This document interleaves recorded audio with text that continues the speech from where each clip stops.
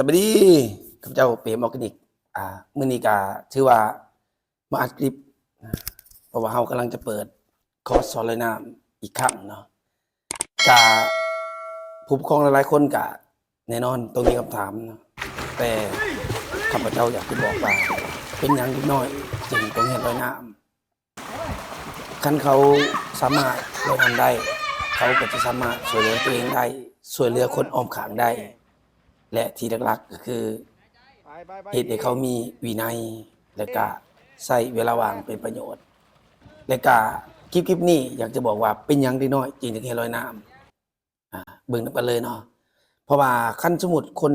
ลอยน้ำบ่เป็นเนาะแน่นอนมันต้องมีปัญหาอยู่แล้วขนาดผู้ที่ใหญ่กว่ายังบ่สามารถช่วยเหลือน้องได้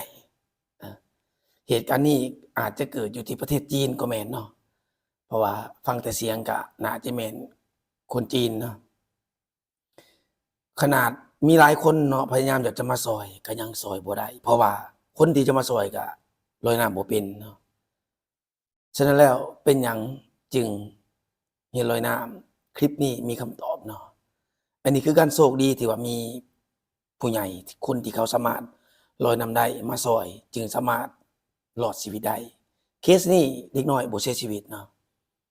ฉะนั้นแล้วเป็นหยังจึงเรียนลอยน้ำคลิปนี้มีคำตอบฉะนั้นแล้วผู้ใดสนใจอยากเรียนลอยน้ำทักเข้ามาที่ Facebook ส่วนตัวข้าพเจ้าได้